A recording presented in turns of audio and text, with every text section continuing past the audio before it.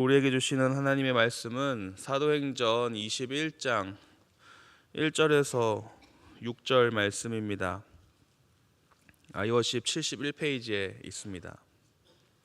사도행전 21장 1절에서 6절 말씀입니다.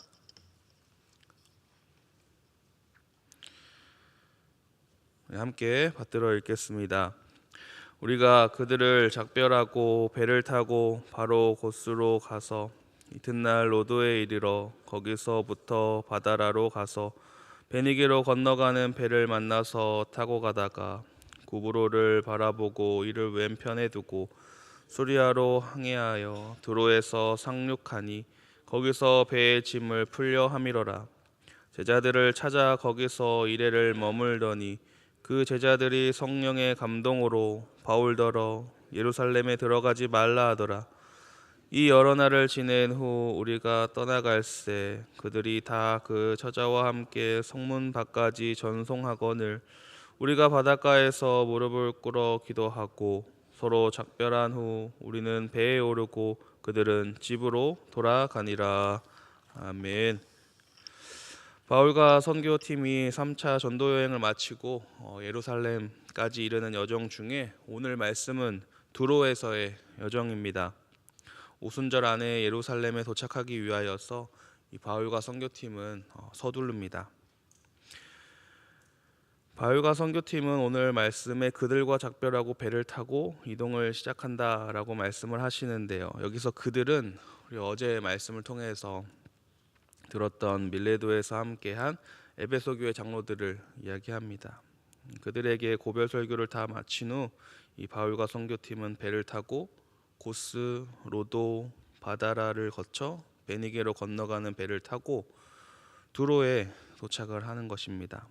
이 고스는 밀레도에서 남쪽으로 약 70km 정도 떨어진 섬입니다. 많은 유대인들이 거주한 교역의 중심지인데요. 한 번에 로도까지 갈 수 없어서 고스에 들렸다가 그 이튿날 로도에 이르게 됩니다. 이 로도는 그 주위에 있는 섬들 중에 가장 큰 섬이라고 합니다. 로도는 장미란 뜻인데요. 이곳에 일조량이 많아서 장미가 아주 화려하게 펴서 장미의 섬이다라는 별명도 있다고 합니다. 이것은 유명한 수사학교가 있을 정도로 학문이 발달된 곳이고 태양신을 숭배하는 거대한 아폴로 신상이 있었던 곳입니다. 그리고 이어 바다라는 로도섬에서 85km쯤 떨어진 루기아 해안에 있는 항구입니다. 이곳은 해상 교역으로 유명하고 계절과 상관없이 항상 수백 척의 선박들이 경유하는 곳입니다. 여기서 바울 선교팀은 베니게로 건너가는 이 배를 갈아탑니다. 이제는 지중해를 가로질러 예루살렘으로 가야 하기 때문에 큰 배를 타고 가야 하는 것이죠. 바울은 두로에 도착합니다. 이 두로는 베니게에 속한 도시입니다. 고대 세계 최대의 해운 도시였고요.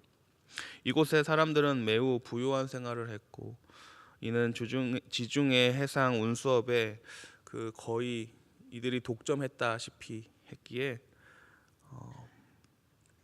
부유한 생활을 할 수 있었습니다. 밤이고 낮이고 많은 배는 항해를 했고 이들은 다양한 바다에 대한 지식도 가지고 있는 곳이었습니다. 다양한 문화와 많은 사람들이 있어서 그곳은 발전은 했지만 신앙적으로는 여러 우상을 섬기고 다양한 우상들이 생기며 또 성적으로 타락한 곳이기도 했습니다. 이런 두로에서 배에 실은 짐을 내리는 동안 바울과 선교팀은 일주일 동안 이곳에 머물게 됩니다. 일주일의 시간이 생겼기에 바울이 무엇을 할까 하다가 제자들을 찾아갑니다. 제자들이란 앞선 사도행전 15장에 나오는 2차 전도 여행 시에 만난 베니게의 성도들을 이야기합니다. 바울은 그들을 다시 만나 교제하기를 원했습니다. 하나님의 나라에 대한 또 복음에 대한 이야기를 다시 한번 알려주고자 했습니다. 바울은 그렇게 제자들을 만납니다. 그런데 이들이 신기한 이야기를 하죠. 오늘 말씀에 성령의 인도하심을 받아 바울에게 성령의 감동으로 예루살렘으로 가지 말라는 이야기입니다. 예루살렘을 향해서 가고 있는 바울에게 예루살렘으로 가지 말라는 이야기를 합니다. 이것은 성령의 말에 거역하라는 이야기가 아닙니다. 예루살렘으로 가면 이 바울이 고난의 길이 뻔히 열릴 텐데 그 고난 가운데 처하는 모습을 보고 싶지 않으니까 바울을 사랑하는 그 마음, 인간적인 심정으로 예루살렘으로 가지 못하도록 바울을 권면한 것입니다. 하지만 그 말에 바울이 뭐라고 반응했는지는 말씀에 나와 있지 않습니다. 하지만 바울과 선교팀은 여러 날을 지낸 후 다시 출발합니다. 떠나는 날 이들은 마치 평생을 같이 지낸 친구처럼 성문 밖까지 나와서 고난의 먼 길을 떠나는 그 바울을 아쉬워하며 배웅을 하죠. 사실 3년여 동안 지냈던 이 에베소의 사람처럼 돈독한 친분 관계를 가지고 있지는 않았을 터인데 7일 정도의 시간을 보내며 많은 교제가 있었나 봅니다. 하나님의 사람으로, 하나님의 또 주신 사랑으로 하나가 되지 않았나 싶습니다. 바울에 대한 이 사랑과 존경의 배웅은 7일 동안 받은 은혜에 대한 보답이지 않을까 싶습니다. 하나님의 말씀을 들으면서 얼마나 좋았겠어요. 바울이 전해주는 그 이야기를 들으며 마지막이라고 생각했기에 에베소 장로들이 바울을 보낼 때와 같이 바닷가에서 무릎을 꿇고 함께 기도를 했습니다.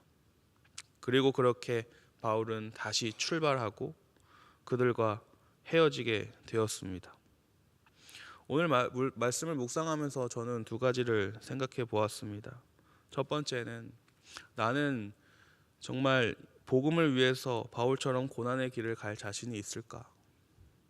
두 번째는 그 고난의 길을 걸을 때 하나님을 믿고 의지하며 나아갈 때 내 주위의 사랑으로 위로해주고 기도해주는 이가 있을까? 혹은 누군가 그 길을 걷고 있을 때 나는 위로해주고 기도해주는 이가 되고 있는가? 라는 생각을 해보게 되었습니다. 어떠신가요, 성도님? 복음을 위해, 하나님을 위해 고난의 길 갈 자신이 있으신가요? 바울의 모습을 보며 우리도 다짐하기를 소망합니다. 하나님을 위해, 복음을 위해 우리가 그 길을 걸어갈 때, 인생을 살아갈 때에 그 길이 고난이 있더라도, 고난의 길이 되더라도 조금은 두렵고 조금은 어렵고 조금은 낯선 그 상황이더라도 멈추지 말고 묵묵히 나아가는 저와 여러분이 되기를 소망합니다. 바울은 예수님처럼 자신이 당할 그 환난과 고난을 알고 있었음에도 자신의 사명을 깊이 자각하고 있었기 때문에 그 고난을 회피하지 않았습니다. 예루살렘으로 그 여정은 바울에게 매우 위험한 것임을 이미 예견되고 바울은 이를 알고 있었습니다. 각오하고 있었던 것이죠.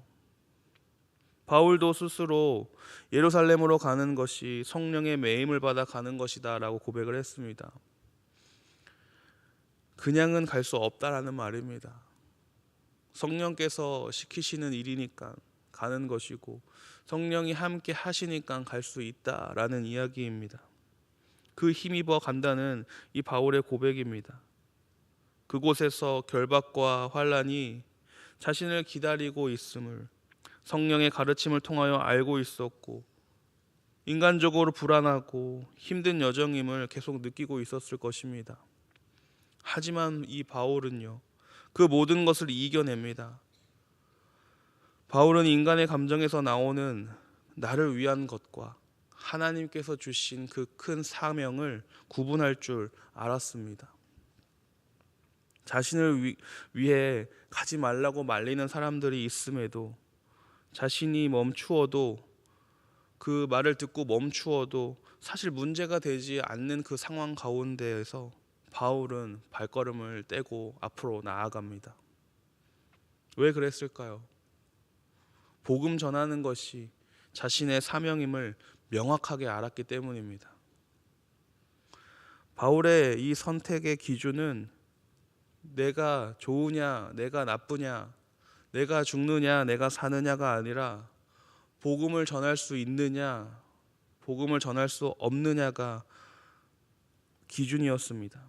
그렇기 때문에 예루살렘에서 어떠한 일이 일어나고 벌어질지 알면서도 여러 방법으로 수없이 이 상황을 피할 기회가 있더라도 그는 그렇게 선택하지 않았습니다.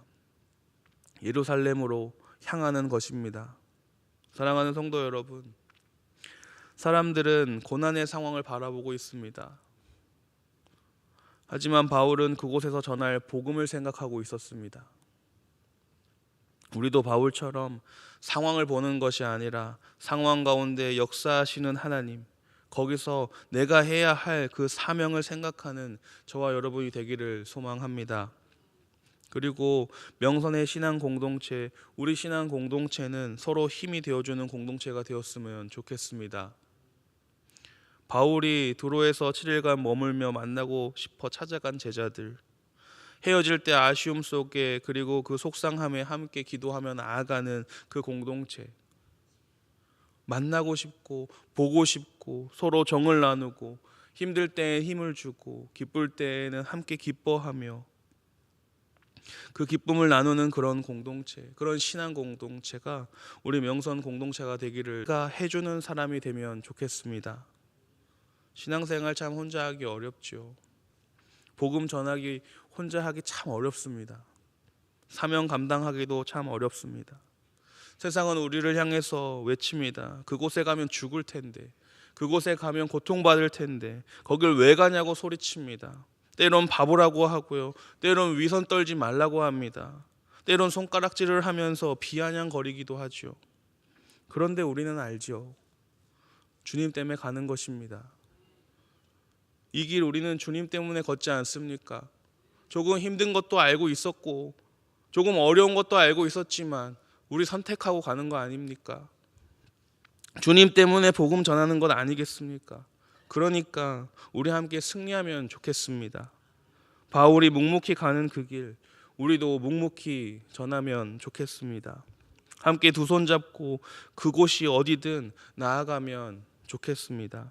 오늘 하루 나에게 주신 그 소명과 사명을 기억하며 나의 사명을 지키고 그곳이 어디든 동역자와 손 맞잡고 나아가는 날이 되기를 축복합니다.